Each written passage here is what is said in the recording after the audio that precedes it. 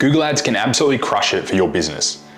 But most brands are making one key mistake that's hindering the performance of their campaigns.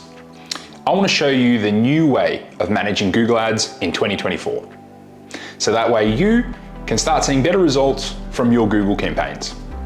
If you don't know who I am, I'm Nick Armenis. I work exclusively with some of the fastest growing e-commerce businesses in the world to help them make more sales and profitably scale their Google Ads. I've been honing my craft now for over 7 years. Just go back and have a look at my videos all through YouTube. You'll see some of the old ones were really good. I'm going to take you through the exact strategies that we currently use at my agency, Armenis Digital, as well as I'm going to take you into the ad accounts of some clients that are absolutely crushing it now. I'll show you the exact campaign structure that we use so you can see how things are actually working and the new way of doing things. So that way you can start seeing some really good results as well. So I'm going to jump into firstly a bit of a strategy piece in my Miro board that I went through in a previous document. Then I'll actually take you live into some client ad accounts. So if you do want to skip through, there will be chapters in the video, just skip through to the relevant part that you want to see. But thank you so much for watching. So we're in my Miro dashboard here. This was the strategy I showed you that in a previous video that was for 8-figure stores. Now the new way of doing it, this works for a big store. If you're not this big, this is not the strategy for you. And I explained that in the previous video, so I'll leave it there. I'm going to take you across, and what I'm going to do is I'm going to show you different ad accounts and how to adapt this strategy for your business depending on what stage you're at. And that's the biggest issue I'm seeing in ad accounts that I come into is people don't know the structure and how Google Ads works and which campaigns to use to their advantage depending on the ad spend and level that they are at, because you need to adjust it depending where you are. There isn't a one size fits all. There's some rules and some commonalities between them, but not everything is going to need this level of strategy. And I'm going to take you across and show you a much, much simpler method for people that are kind of, say, at the 0 to 6-figure range per month. Okay, so this section here is more what it's going to be for most people, okay? This is a 0 to 6-figure strategy. This is all you really need, either a standard shopping or a PMax targeting all your products and a branded search. In fact, if you don't want to do the branded search, you don't have to. You could just let your SEO deal with it if it's enough, and you could just use a standard shopping and a PMax if that's what you want. Now, the reason I'm saying just these is because you're going to be able to give Google enough data into these individual campaigns, and in my experience, you actually don't need any more. You don't need to complicate it more or less, and I know a lot of people are going to go, oh, you need this and that. No, I've seen multiple businesses get really good return on ad spend with just a single campaign or 2 campaigns. That's all you really need. And what happens is once you start to progress, you can start adding bits from here. If you start to see that, you know, your standard shopping or your PMax is only focusing on certain products, you can add in a zombie SKU campaign. You can separate your best sellers out. You can add some cold search prospecting or search to your best sellers. And you can add things over time, but until you get to, you know, 6 figures, you're probably not going to need to. And I don't, particularly 5 figures per month, do not start adding anything other than these. You just don't need it. You're going to get a better ROI investing into these. So now that we've covered this off, I can actually take you into some ad accounts and show you this strategy and highlight to you this really big problem that people are having is they're just overcomplicating it, having way too many campaigns. Okay, so we're in an ad account of a supplement store, Australian-based store only. In the last 30 days, done 144,000, spent 53K, 2.7 ROAS. So you might say this is really low, but this supplement business and most supplement businesses, really that first sale is expensive, and then people keep buying the supplements through email, through remarketing and things like that. So the actual lifetime value of the customer is really high, so we can afford to run at these return on ad spends. And to be honest, the return on ad spend has actually been getting and staying quite high as we've been spending more.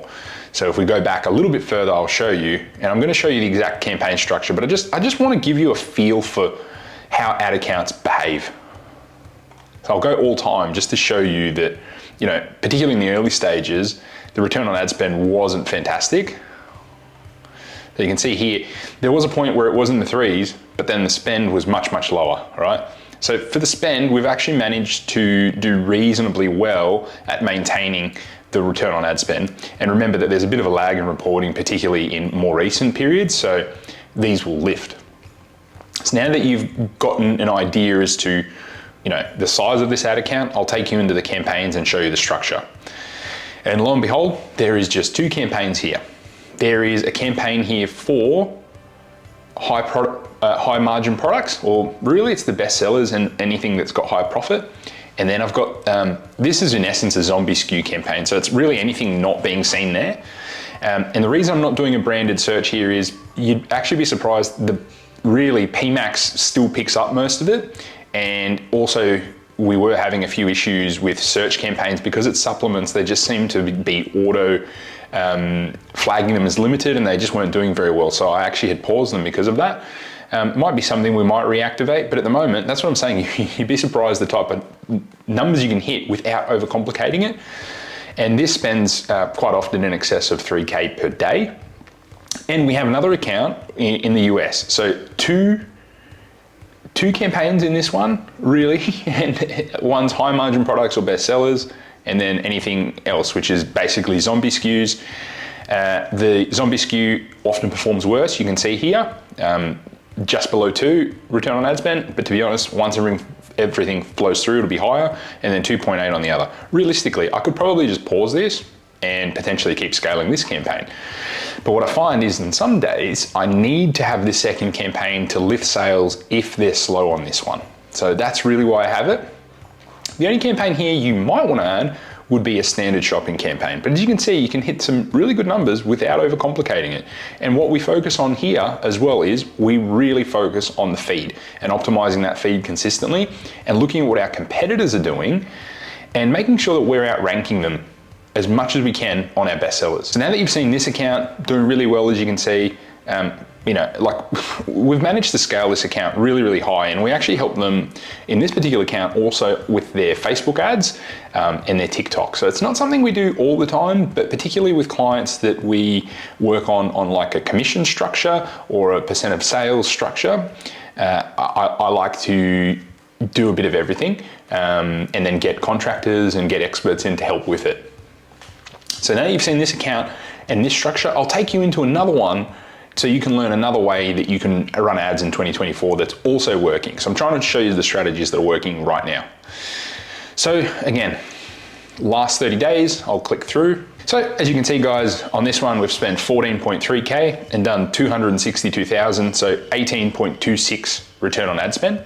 As you can see, in this campaign, really, really high return on ad spend. And it's one where I'm actually telling this client to actively spend more money. And we also run their Facebook ads as well on this one. And the return on ad spend on their Facebook ads is over 20. I actually show you later in the video and tell you exactly what it is, but really the reason for this is their high ticket products. So let's jump into the campaigns and look at the structure. A bit more complicated on this one. Reason being is there's lots of variations and different types of collections.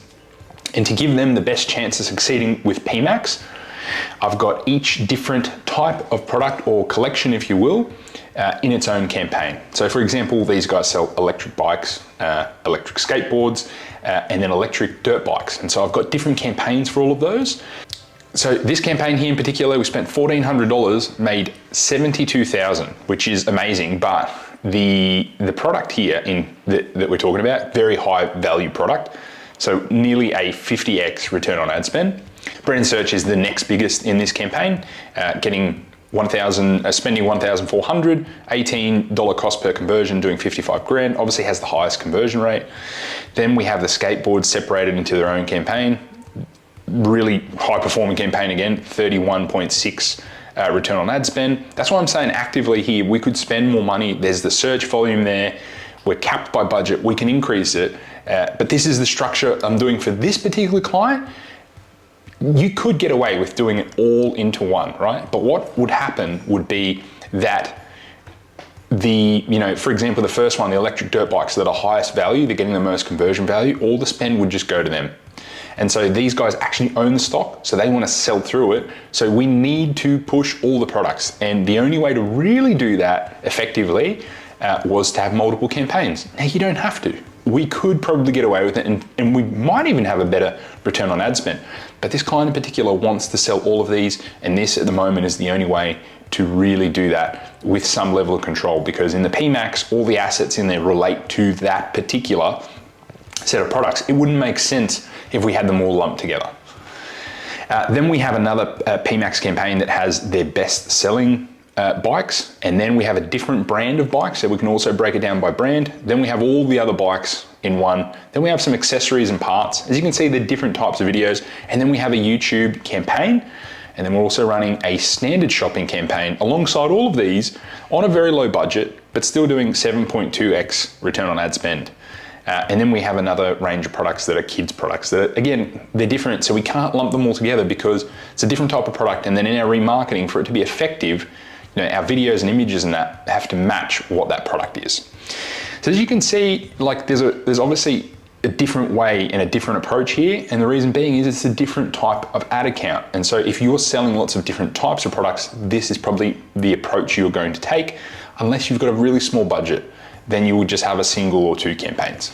Effectively, what happens, guys, is once you start spreading yourself across multiple budgets, the algorithm at that campaign cannot find you more buyers, and so you're restricting it. And so what happens is you actually end up getting a lower return on ad spend normally than if you had just had it in less campaigns.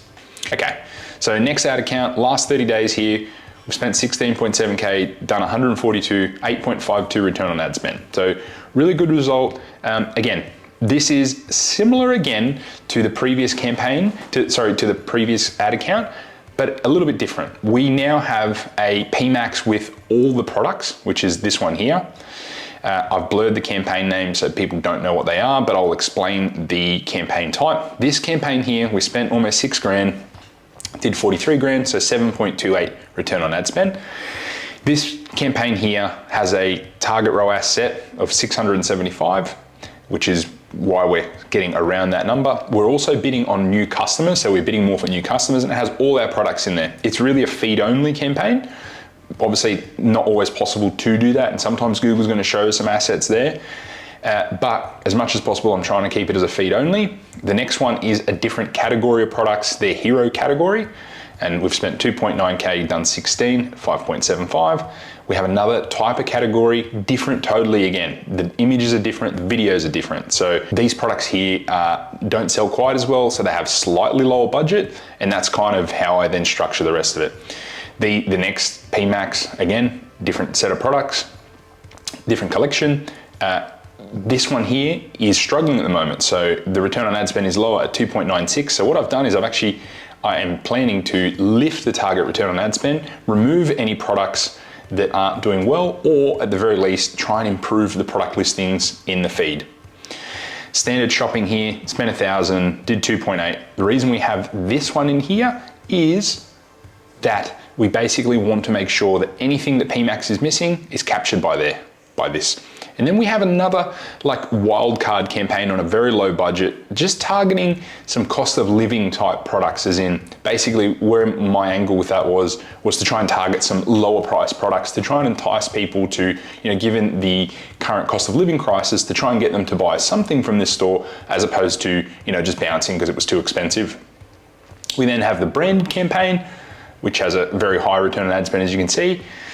Then we have any new products, I segment these out into its own campaign. And then the last one, I have a zombie SKU campaign here, which did 11,595 at 19.7 return on ad spend. So as you can see, this one here, again, the only reason it has multiple campaigns is because of the different types of campaigns. If they weren't different types of campaigns, I would have them all in a single campaign, maybe have the zombie SKU campaign, and then lastly, I would have the branded search. But as you can see across a widespread of different types, all, up to 6 figures, low 6 figures really, per month, all of these guys, while they have several campaigns, the first one had very few. So you actually can do these numbers with very few campaigns.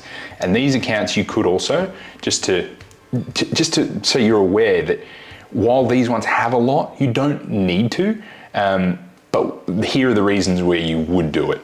So I jump into accounts sometimes and they have so many different, they have maybe 50 different campaigns, or under that, so many different ad groups. In fact, I like to do less is more unless it's needed because of different collections. As you can see, the strategies that I just showed you are absolutely crushing it for these clients. You just saw a supplement store, 2.7 return on ad spend, spending anywhere between 2 and 3K per day. And it's in a highly competitive landscape being supplements. The e-bike brand, they were doing 18x return on ad spend. We can spend a lot more there and grow that. And we've actually, as I said, we were getting about a 20x return on ad spend on their meta ads as well. So if you are looking to, scale your e-commerce business and scale your Google ads, click the link below that I'm going to leave you. The reason I have an application is it's a quick questionnaire to see if we're a good fit to work together. Otherwise, you can just message me on Instagram or Facebook and just message me scale or tell me a bit about your business, and we'll see if we can work together. Thanks so much, guys, and I'll see you in the next one.